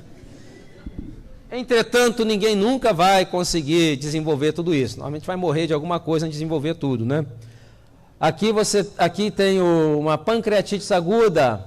Aqui um adenocarcinoma de cabeça de pâncreas. Aqui você tem esteatose hepática. O que é esteatose hepática? Gordura no fígado. Isso hoje também é uma epidemia. Ok? Aqui existe uma cirrose já pós-necrótica. Aqui você tem pólipos, divertículos, enfermidade Crohn, problemas inflamatórios como corites ulcerativas. Aqui você tem estreitamento na válvula iliocecal. Aqui você tem, existem hemorroides, fissuras anais. Então essa linha de montagem, ela está completamente o quê? Completamente desmontada. Pode ela desmontar alguma coisa com perfeição? Não, ela se acabou. E o que que provoca isso? Na maioria das vezes o que que é? A alimentação. Maioria das vezes alimentação, pelo menos 90%. Grande parte desses problemas de colites, diverticulites, gastrites, todas essas ites está relacionado com a alimentação. Então, nosso alvo é recuperar a integridade desse trato digestório. Muito bem. Então, vamos fazer o nosso teste? Vamos lá. Primeira coisa que você vai fazer, você vai numerar a sua folha de 1 a 34. Então, pergunta número 1. A pergunta número 1 é a seguinte: você tem o peso ideal? Bom, vamos ver aqui o peso ideal. Peso ideal para fins do teste. Se você quiser saber uma coisa mais precisa, certamente temos nutricionistas ou preparadores físicos que podem fazer um trabalho muito bom. Para efeito do teste, você faz o seguinte: você pega... Isso aqui é uma fórmula um pouco complicada. Então, conseguimos uma fórmula um pouco melhorzinha. Por exemplo, uma pessoa de 1,45 m, você pega o centímetro do seu peso e transforma em quilos. Se uma pessoa tiver 1,70 m, ela vai pegar quanto e transformar em quilos? E se ela tiver 1,69 m, vai transformar quanto? E se for 1,55 m? Então deu para entender. Aqui uma pessoa com 1,45 m, bem alta, né? Dá para notar. Então, o que você vai fazer? Vai fazer o seguinte: você pegou os centímetros da sua altura e transformou em quilo. Você pode somar 5 ou diminuir 5. Aqui, por exemplo, essa pessoa de 1,45 m, ela pode ter entre 40 a 50 quilos. Deu para entender? Então você pegou os centímetros. Se você tem 1,70 m, uma pessoa com 1,70 m, para estar no seu peso ideal, ela tem que estar com quantos quilos? De 65 a 75. Se estiver dentro dessa janela, aí ela tem um peso ideal. Deu para entender? Deu? Alguma dúvida? Isso para efeitos do teste, ok? O teste ele é muito mais misericordioso do que uma nutricionista. Então, se você tem o peso ideal, quantos pontos você ganhou? 20 pontos. Então, do lado do número 1, você vai escrever o quê? 20. Sabe por quê? Porque no final você vai ter que somar os pontos que você ganhou para nós compararmos aqui com os parâmetros de idade. Tá certo? Então aí vamos ver a idade biológica baseado no total de pontos. Tem que estar dentro. Ok? Então, pode colocar 0. Escrever alguma coisa ajuda, né? Bom, se você não tem o peso ideal, você não ganhou nada. Bem-vindo ao clube. Eu também não estou com o meu peso ideal. Eu tenho muita dificuldade de manter meu peso. Na minha família, por exemplo, vocês terem uma ideia, a média de vida por parte de mãe é menos de 50 anos. Todos morrem muito jovens. Infarto do miocárdio, derrame cerebral. Minhas primas que estão vivas, a maioria já não está, elas são todas complicadas com diabetes. Minha mãe, ela teve derrame com 29 anos de idade. Com 45 anos, ela teve o 3º derrame cerebral. E viveu o resto da vida com a completa incapacitada. Então eu não tenho muita energia vital. O que eu tenho feito é administrar aquilo que sobrou para mim. E nos últimos 30 anos, graças a Deus, não tenho tido nenhum problema de saúde. Mas se eu tivesse seguido o estilo de vida da minha família, não tivesse conhecido essa mensagem, outra pessoa deveria estar dando essa palestra aqui, que eu certamente não estaria aqui. Então tem um metabolismo muito lento. Bom, então se você não tem o peso ideal, você ganhou 20 pontos. Sim. Independente. Isso é uma base para efeito do teste. Ok? E aí se você... Oi? Como é que é? Não, ao contrário. A quantidade de jovens obesos está epidêmico. De crianças está epidêmico. Normalmente os velhos que tendem a ser mais magrinhos. Sabe por quê? Que o magro vive muito. Essa é a dura realidade, ok? Dura pra gente, né? Não para eles. Bom, todo mundo faturou 20 pontos, né? Bom, se você não tem o peso ideal, o programa de revitalização amanhã. Vamos lá. Número 2. Você não é hipertenso, você não sofre da pressão arterial elevada. Você não sofre da pressão arterial elevada, você ganhou 20 pontos. Ok? Pergunta número 3. Você não é diabético. Se você não é diabético, você ganhou quantos pontos? 20 pontos. E se você for hipertenso e diabético? Programa de revitalização física e mental amanhã à noite. Não se esqueça. Sim. Não existe pré-diabético, né? Isso aí é mais uma palavrinha de conforto, né? Pré-diabético, na realidade já é diabético. Mas quem está com 104, a fase da enfermidade 100% reversível. É uma questão de estilo de vida. Então você pode voltar a ser normal, um metabolismo normal. Entretanto, se você deixar, vai a diabetes tipo 2, agravada, e aí, quando chegar a insulina dependente, o negócio é mais complicado. 0. Amanhã à noite, ok? Pergunta número 4. Você não tem problemas do coração? Não é que se você não está apaixonado, não. Se você não está tomando algum medicamento, tem alguma patologia no coração. Se você não tem, você ganhou quantos pontos? 20 pontos. Pergunta número 5. O seu nível de colesterol de baixa densidade, ele está normal, ok? Normal aqui no Brasil, eu creio que é menos de 200 ml, não é? Entretanto, esse normal é baseado em uma população média que já tem muito alto. Então, quanto menos, porque ali já é o limítrofe, né? Então, mas se ele estiver abaixo de 200, quantos pontos você ganhou? 10 pontos. Entretanto, tem pessoas que não sabem. Porque não sabe, tem que fazer o quê? Um exame. E aqueles que têm um exame feito nos últimos 6 meses, pode utilizá-lo como parâmetro. E isso vai se aplicar para as duas perguntas seguintes. Ok?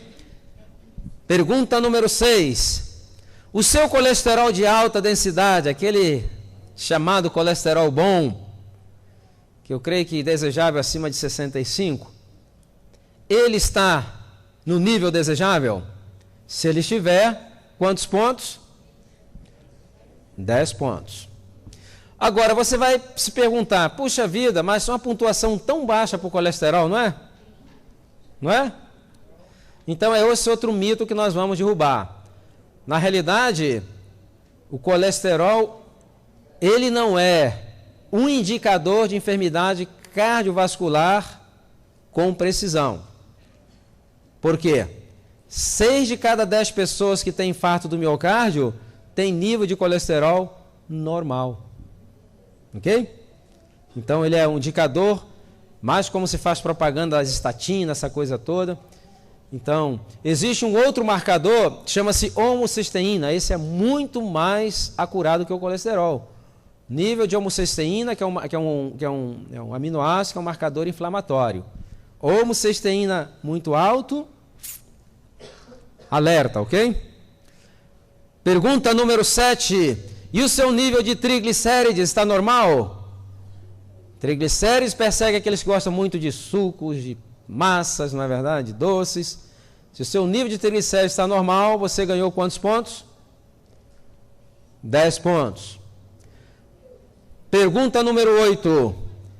Você não tem nenhuma doença crônica. Deixa eu definir o que é a doença crônica. Qualquer padecimento ou desconforto que esteja com você por mais de 6 meses. Qualquer doença, padecimento, desconforto que está com você por mais de 6 meses, já tem tempo de casa. Às vezes é muito difícil mandar embora.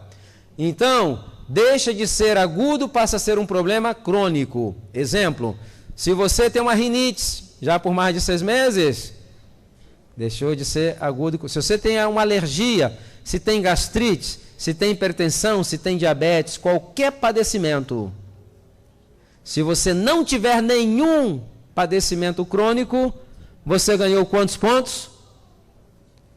20 pontos. Sim, alguém levantou a mão lá? Alguém levantou o lápis ali? Não? Ah, ok. É crônico também. Então, mais do que ninguém, essas pessoas precisam cuidar da saúde porque já têm certas deficiências. Oi? Câncer? Sim. O que mais? Oi? Também é. Então, quem falhou naqueles, automaticamente vai falhar. Se está por mais de 6 meses, né?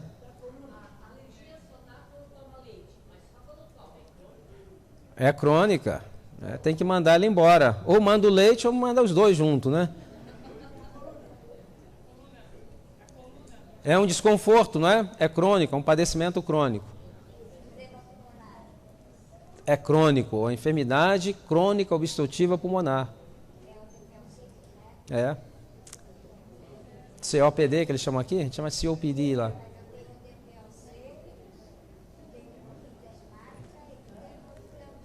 Então você está no lugar certo para poder compensar esses problemas que você tem. Tá certo? Seguinte, número 9. Você come frutas todo dia. Pelo menos uma porção de, pelo menos uma banana, tenha misericórdia, alguma coisa. Se você come pelo menos uma porção de frutas, você ganhou quantos pontos? 10 pontos. Pergunta número 10. E verduras, pelo menos uma porção de verduras todo dia? Se você come, você ganhou quantos pontos? 10 pontos. Pergunta número 11. Cereais integrais todo dia? Não é o dia todo, hein? É todo dia. Quais são os cereais integrais? Ou de repente arroz integral, ou milho, ou trigo, ou centeio, ou cevada, ou granola, ou aveia, ou pão integral. Você come pelo menos uma vez por dia, você ganhou quantos pontos? 10 pontos. Seguinte, pergunta número 12. Raramente, é uma coisa muito rara na sua vida, você jantar à noite. Você normalmente come um lanchinho pelo menos 3 horas antes de dormir. Se isso for uma coisa muito rara na sua vida, quantos pontos você ganhou? 10 pontos. Pergunta número 13. Vamos lá. Você toma água todos os dias? Se você toma água em quantidade adequada, você ganhou quantos pontos? 25 pontos. Amanhã vamos ter uma palestra muito boa sobre água. Vocês vão descobrir porque o tomar água em quantidade adequada pode eliminar 45 sintomas de enfermidade, de acordo com a Clínica de Mayo nos Estados Unidos. Pergunta número 14. Atividade física semanal. Vamos ver. 5 ou 6 vezes por semana, quantos pontos? 25 pontos. 3 ou 4 vezes, quantos pontos? 5 pontos. E menos de 3 vezes? Por exemplo, se a pessoa faz menos de 3 vezes, é uma atividade muito intensa. Por exemplo, a pessoa não passou semana sem fazer nada. A única atividade que ela fez foi levantamento de garfo, né? Aí chega no final da semana, vai se matar numa quadra lá de futebol. Na realidade, ela está aumentando em 50% os riscos de ter um evento cardíaco adverso. É melhor ficar quietinho e nem fazer. Agora, deixa eu esclarecer a questão da atividade física. Eu não estou falando em academia. Tem nada a ver com academia. Se você tem a disciplina e gosta, e vai 5 ou 6 vezes por semana, fantástico. O que o teste está tentando determinar se a sua vida é ou não sedentária. Ok? Por exemplo, uma mãe que tem 2 filhos pequenos para cuidar, não tem ninguém que lhe ajude, ela tem que ir para a academia de noite malhar. Você vai matar a dona, não é? Porque ela está malhando o dia todo.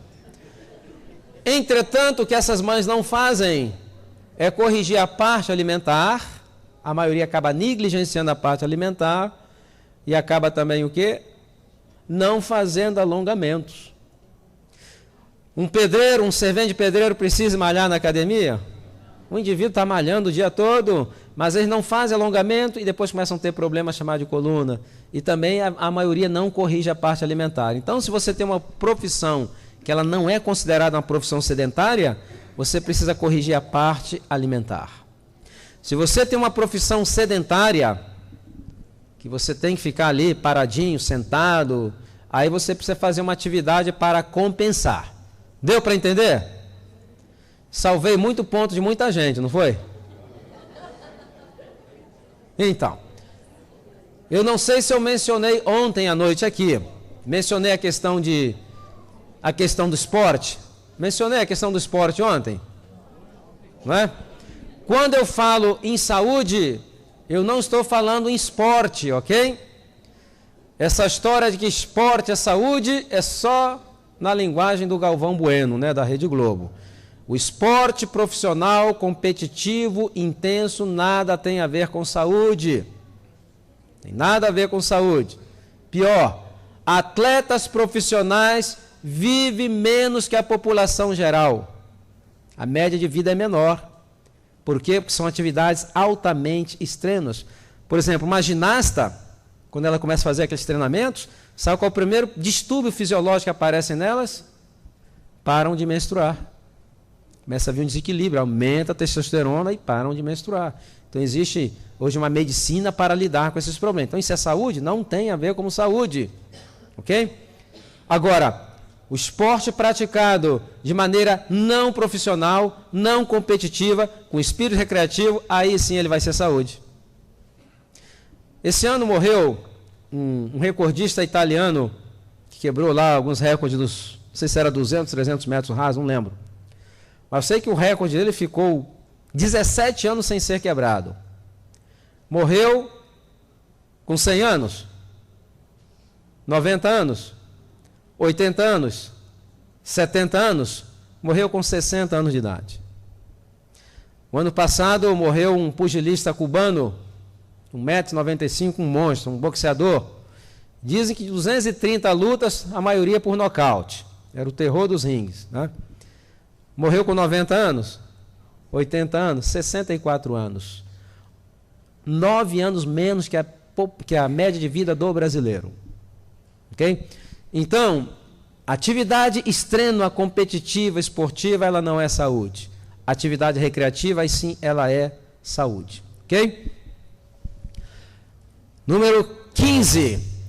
Você evacua diariamente. Evacuar não é passar o vácuo, não.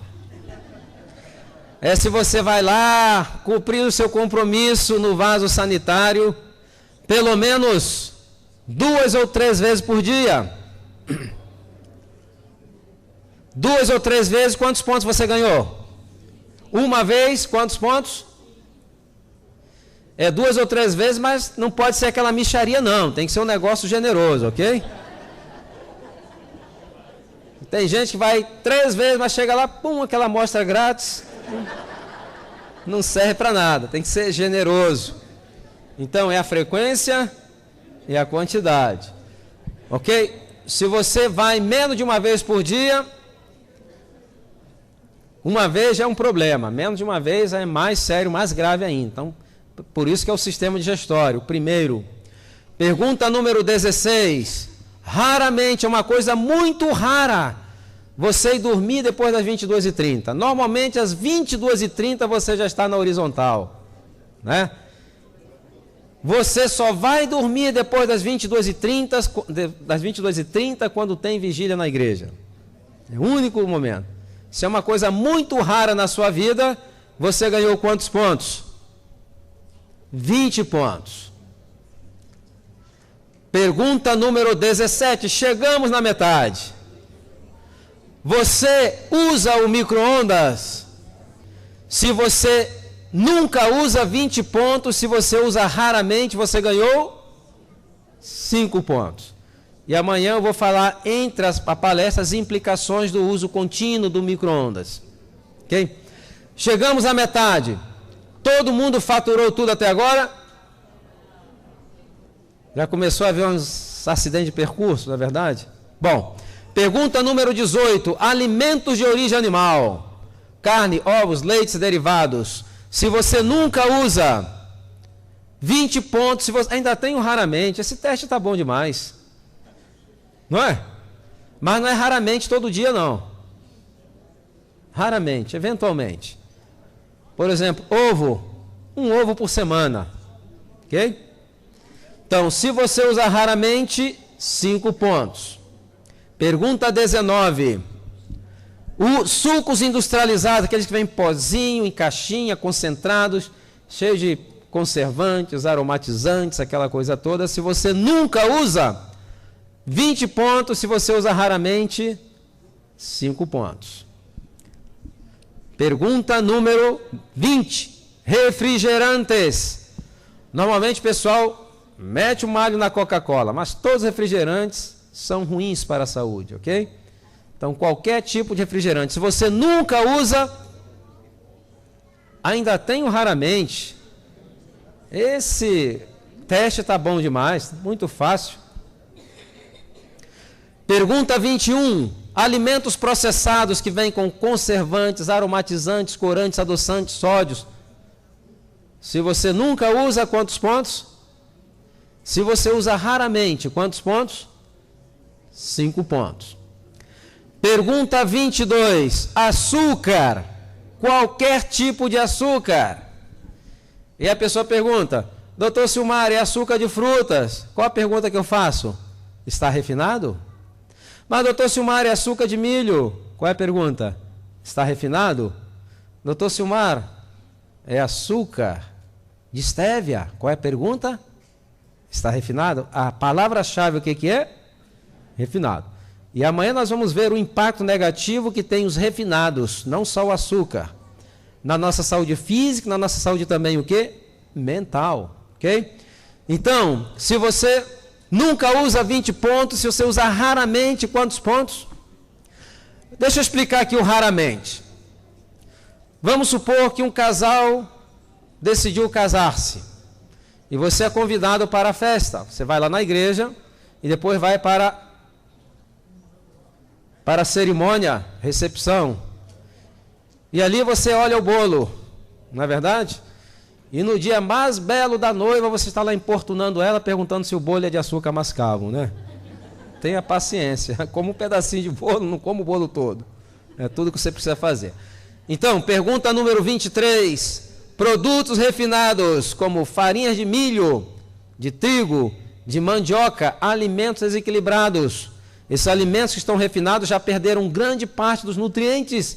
Então, sempre falo, dê preferência ao milho e reduz o consumo da farinha de milho. Dê preferência à mandioca e reduz o consumo da farinha de mandioca, porque se torna o quê? Calorias vazias. Então, se você nunca usa 20 pontos, se você usa raramente, você ganhou 5 pontos. 24. Você dá um intervalo de pelo menos 5 horas entre as refeições. O intervalo é 5 horas, só que tem gente que fala, doutor Silmar, eu não consigo ficar 5 horas sem comer. Não, comendo o que está comendo, as pessoas não conseguem ficar nem 2 horas. Então, para que se dê um intervalo maior, se sentir saciado, é necessário implementar 3 hábitos, que nós vamos falar amanhã de manhã, que vai te dar uma sensação de saciedade, você vai dar a Deus, esse negócio está comendo toda hora. Ok? Se você dá esse intervalo, você ganhou 20 pontos. Pergunta número 25. Você não consome produtos que tenham estimulantes, como café, chocolate, tererê, chimarrão, qualquer chá cafeinado. Se você não consome, quantos pontos você ganhou? E aqui acabou raramente, né? Todo mundo esperando raramente, né? Eu conheço meu povo. Pergunta número 26. Você não fuma? É confidencial, ninguém está olhando, pode ir. Depois encaminhamos para um programa como deixar de fumar. Se você não fuma, você ganhou quantos pontos? 50 pontos. Deu uma boa recuperada, não deu? Olha, lembre-se que eu mencionei pela manhã que os nossos problemas não são as raposonas. Não tem problema. São as raposinhas, está aí provado. Agora, a experiência de quem faz o teste daqui da frente, ela é única. Todo começa com um sorriso de orelha a orelha. Eu não sou diabético, não sou hipertenso. Aí vai chegando a pergunta 14, 15... Tem uns que jogam papel para o lado, como se a culpa fosse minha, fazem birra, não é verdade? Aí, quando chega no cigarro, começa a ver esperança novamente, né? O semblante brilha. Vamos lá. Pergunta número 27. Você não bebe bebidas alcoólicas? Se você não bebe bebidas alcoólicas, você ganhou quantos pontos? 50 pontos. 28. você não usa drogas ilegais. O álcool, nós já falamos dele, é uma droga legal, mas nós já falamos dele. Falando que são medicamentos, né? Entorpecentes, essas coisas. Se você não usa, você ganhou 50 pontos. Deu uma boa ajustada, não deu? Porque salvo adventista, esses 3 maiores fatores de riscos aí para a saúde, né? Pergunta número 29. Você não usa adoçantes artificiais? Se você não usa, quantos pontos? 20 pontos. Não, stevia é natural, mas é refinado. A stevia infusão, ela não é refinada. Entendeu? Pergunta número 30. Você não toma líquido... Deixa eu esclarecer aqui. Na realidade, ali deveria ser água. Por exemplo, se eu pela manhã for tomar meu desejum, eu pego lá o meu pão integral, coloco lá uma pasta de amendoim, não é? E aí eu pego um copo de 150 ml de suco de fruta doce, temperatura ambiente, faz mal ou não faz mal? Faz? Bom, quantos acham que faz mal? Quantos acham que não faz mal? Uma grande maioria não acha nada, não é? Não acha coisa nenhuma. Bom, então na realidade não faz mal. Por quê? Agora, se você tomar meio copo de 150 ml de água, faz mal ou não faz mal? Faz mal. E a diferença é a seguinte: a água, quando você coloca na boca, por retroalimentação, o cérebro interpreta como se fosse já enzima digestiva e acaba reduzindo a liberação de enzimas. Então aquilo que você comeu já vai descer só com água praticamente. Entretanto, o suco não tem esse efeito. Por quê? Porque ele possui açúcares simples que tem que ser desdobrado, então não tem esse efeito de inibir a produção. Essa é a diferença. Deu para entender? Serve como alimento, mas tem que ser o quê? Temperatura ambiente e não uma quantidade. Se você toma lá um pedaço de pão certamente com 2 copos duplos aí sim vai ter problema, né? Que vai diluir o suco gástrico. Em quantidade pequena, não é? Exato. Ele é um nutriente, não é água. Bom, se você não usa, quantos pontos você ganhou?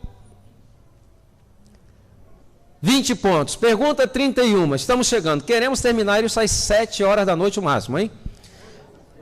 Você come devagar e mastiga bem os alimentos? Deixa eu dar aqui o parâmetro e a gente vai ver a mastigação amanhã. Como que a mastigação pode eliminar muitos problemas digestivos?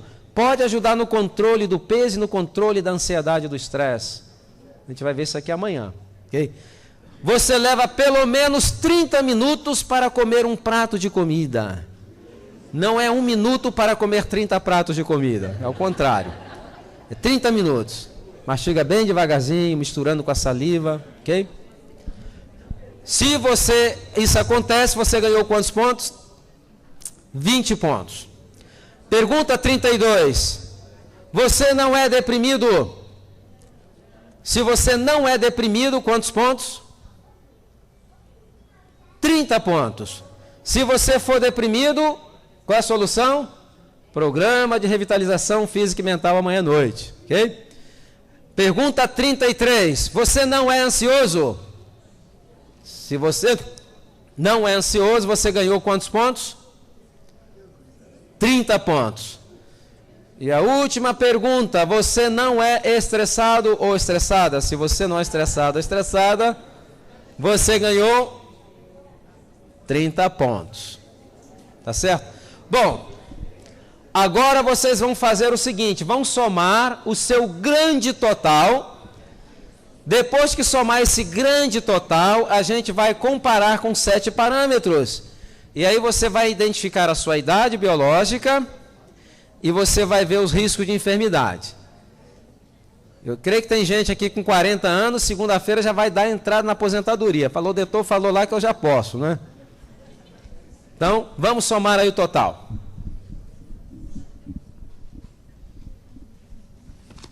Então, vamos lá os parâmetros. Então, é o seguinte, aqui nós vamos ter 3 colunas. Aqui a primeira coluna é a soma dos pontos. Então, vai dar de tanto a tantos pontos. Você vai ter que identificar a sua pontuação aqui nessa coluna. Ok? A segunda coluna vai ser o risco de enfermidade. Desde risco iminente, grave, sério, até risco insignificante. E aqui vai ser a idade que você multiplica por um determinado fator. Ok?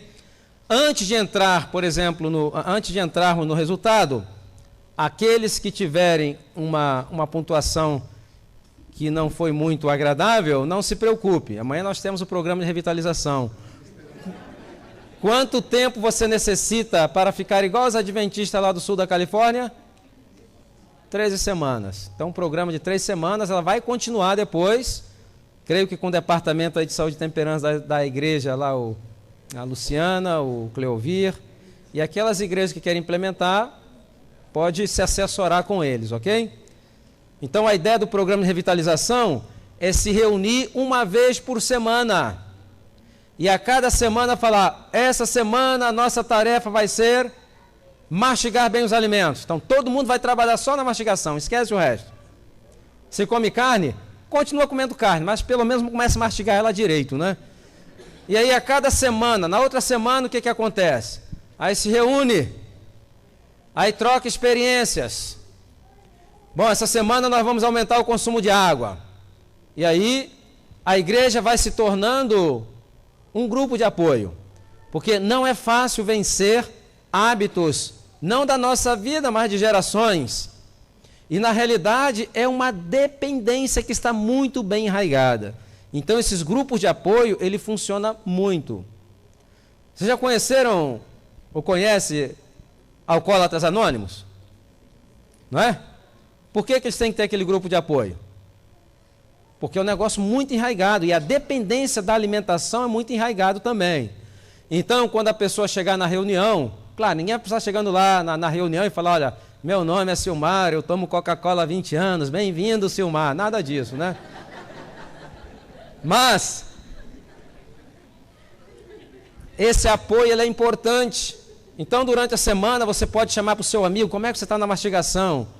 Olha, eu dei uma escorregada ali, então vamos orar? Ora, faça esse grupo de apoio que vai ser espetacular. Em 13 semanas, ninguém vai estar perfeito. Deus não quer a sua perfeição, Ele quer o seu melhor. Ok? Então, a Bíblia diz o seguinte, a Bíblia não, o Espírito de Profecia fala, se nós fizermos o melhor para cuidar da nossa saúde, Deus abençoará o quê? Os nossos esforços. Ok? Então vamos lá. Primeiro parâmetro, aqueles que tiraram de 199 pontos para baixo, o risco para a saúde é um risco quê? Iminente. Essa pessoa é uma bomba ambulante. Ela pega a idade e multiplica por quanto? Por 2. Se ela tem 40 anos, qual a idade dela? 80 anos. A minha pergunta é a seguinte, alguém tirou menos de 199 pontos? Fala que eu vou chamar o SAMU agora mesmo, já manda com uma guia de internação já. Tem esperança, né? Então, na realidade, quando eu dou palestra para agências do governo, corporações, isso aí é muito comum, é um verdadeiro desespero, né? Então, se essa pessoa tiver 60 anos, qual a idade dela? Já está fora da validade, né? Tá. Venceu já. Seguinte, parâmetro número 2. Entre 200 a 299 pontos. O risco ainda é um risco o quê? Multiplica a idade por 1,75. Significa, se essa pessoa tem 30 anos, a idade dela qual é? 52 anos e meio. Ok? Eu não creio que alguém aqui tirou isso aí. Se for adventista e tirou isso aí, deve estar fumando ou bebendo escondido, porque só aqueles 3 pontos são 150, né? Pergunta número 3, parâmetro terceiro. De 300 a 399, o risco é um risco ainda o quê? Grave. Aí pega a idade e multiplica por 1,5. Se ela tem 30 anos, qual a idade dela? 45. Se ela tem 40 anos, qual a idade dela? 60 anos. Ok? Muito bom. Parâmetro número 4. Entre 400 e 499 pontos. O risco para a saúde ainda é um risco o quê? Sério. Pega a idade e multiplica por 1,25. Se ela tem 40 anos, qual a idade dela? 50 anos. Porque ela tem 10 anos a partir daí, a mais. Eu nunca pedi para ver, né? Mas normalmente, eu creio que a grande massa de adventistas no Brasil está metido aí, a gente tem que tirá-la daí imediatamente, ok? Bom, quinto parâmetro, de 500 a 599 pontos, o risco é um risco o quê? Pega a idade e multiplica por 1. Se ela tem 40 anos, qual a idade dela? Se ela tem 30, qual a idade dela? Essa pessoa, ela não é uma perdulária, mas também não é um bom investidor. Está administrando mais ou menos ali, literalmente empurrando com a barriga, né? Literalmente. Bom, agora é o seguinte, presta atenção. Agora são os parâmetros que eu quero ver vocês depois do programa de 13 semanas, que é o parâmetro número 6, de 600 a 699 pontos, o risco é um risco o quê? Ela pega a idade e multiplica por 0,8. Se ela tem 50 anos, qual a idade dela? 40 anos. Se ela tem 60 anos, qual a idade dela? 48 anos. Se ela tem 100 anos, qual a idade dela?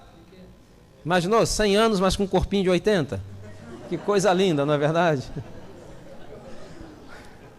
Bom, vamos agora ao pelotão de elite. Pelotão de elite. Aqueles que estão acima de 700, eu chamo o Clube dos 700. E esse eu mencionei aqui pela manhã, é um grupo tão raro, mas bem pequeno, que eles estão entrando em extinção, deveria o IBAMA protegê-los, antes que se extingam completamente, né? Então, ele pega a idade, o risco é o risco o quê? Mínimo. Existe falta de risco? Não. Você nasceu, já tem risco, ok? Nasceu nesse mundo, já é um risco. O que você vai fazer agora é gerenciar os seus riscos. Você pode ter um comportamento social alimentar onde o risco vai ser muito alto, eminente, ou você pode ter um comportamento social alimentar onde o seu risco vai ser mínimo. Então pega a idade e multiplica por 7. Se essa pessoa tem 100 anos, qual a idade dela? E se ela tem 60 anos? 42 anos. Aqui eu tenho uma preocupação. Sabe qual a preocupação que eu tenho? Com casais. Às vezes a mulher está com 42 e ele está com 80. É um julgo desigual, não é verdade? Por isso que eu animo os casais a fazerem juntos, para evitar esse julgo desigual. Para estarem ali em sintonia com a idade. Ok? Muito bem. Então amanhã nós vamos começar a trabalhar em cada um dos aspectos desse teste. Quero perguntar, bom, existe alguém tirou aqui mais de 600 pontos? Levante a mão. Uma saudação JA para esse remanescente aí. Ok? Alguém tirou mais de 700? Era pedir demais, né? Temos um ali, olha só. É mesmo? Vem cá dar uma palestra para mim, vem. Eu preciso. Então, a saudação JA para ele, muito bem. Ok? Nem tudo está perdido, ainda há esperança. Muito bem. Bom, então amanhã vamos estar aqui às 8h30 da manhã. Aí afora, ao lado de fora, vocês vão encontrar o livro Saúde e Longevidade em 12 Passos. Nesse livro tem o teste.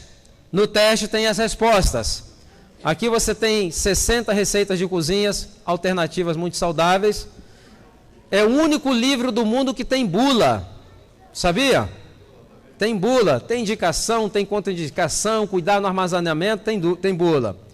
Aqui tem princípios bíblicos de saúde pública, tem aquilo que a ciência, né, comprovou, que foi revelado pelo Espírito de Profecia, mais de 200 páginas, com mais de 100 referências científicas, ok? Está no livro. Ele vem acompanhado com 8 DVDs, com 15 horas de palestras, aproximadamente, que foi um apanhado de palestra feita nos Estados Unidos, algumas feitas aqui no Brasil. Então está aí afora à disposição. Quanto custa o material? Material, vou dar uma de colportor, é mais barato do que uma úlcera, não é assim que se fala? deixa eu esclarecer uma coisa. Graças a Deus, nós não dependemos disso para viver. Entretanto, estamos com um projeto para o ano que vem de produzir um material onde será utilizado em 8 associações, pequenos grupos de saúde. Então, temos que produzir 2.000 manuais, 2.000 livros de textos, um jogo de 12.000 lições e um jogo de 13 lições em DVDs para ser utilizado nesses pequenos grupos. A associação dá um apoio muito grande, mas o apoio unicamente moral, que já é uma grande coisa, né? Então, é desse material, nós esperamos gastar até o ano que vem pelo menos R$150 mil, é desse material que nós queremos recursos para poder colocar esse projeto avante, tá certo? Então, adquira, comece a ser uma referência na área onde você vive, espalhe essa mensagem. Muito bem, antes de terminarmos, gostaria de despedirmos aqui, despedir vocês com salmos. E é o salmo mais lido da Bíblia, mesmo pelos não evangélicos. Que salmo é esse? Não. 91. Você chega na casa de uma pessoa que não é evangélica, às vezes a Bíblia está aberta aonde? Para quê? Para espantar as más fluídos, não é? Então, Salmo 91. Não vamos ler todo o salmo, vamos ler apenas alguns versículos e eu vou reparafrasear. Vamos começar pelo versículo 9. Porque você disse, o Senhor é o meu refúgio, e você fez do Altíssimo a tua morada. O que ocorrerá? O que ocorrerá como consequência disso é que nenhum mal te sucederá e praga alguma chegará à tua casa. Por quê? Versículo 14 responde, porque a Deus você se apegou com amor, por isso ele vai livrá-lo e vai pô-lo a salvo, porque você conhece o nome dele. Versículo 15, quando você o invocar, ele vai lhe responder. Na sua angústia, ele estará contigo, vai livrá-lo e vai glorificá-lo. Versículo 16, ele vai saciá-lo com o quê? Com a longevidade e vai lhe mostrar a salvação. Muito bem, que Deus abençoe abundantemente, esperamos todos aqui amanhã, às 8h30, amanhã é que o negócio vai ficar bom, ok? E amanhã à noite também. Então quero convidar a todos que se coloquem de pé, quero perguntar ao pastor Edson se há algum anúncio, alguma coisa, está tudo certo? Então eu vou fazer uma oração, depois vou estar aí a saúde para cumprimentar a vocês, ok? Pai nosso que estás nos céus, te agradecemos uma vez mais pela tua infinita misericórdia, pelo privilégio de estarmos aqui aprendendo como cuidar desse corpo que é o templo do seu Santo Espírito. Ajude-nos, Senhor, nas nossas debilidades. Queremos te agradecer também pelo sábado que passamos na tua companhia e te suplicar que continue conosco durante essa semana que se inicia, abençoando a cada líder dessa igreja, a cada membro, a cada criança e também a todas as visitas que porventura estejam em nosso meio. Perdoa os nossos pecados, guia-nos nossos destinos na sua santa paz.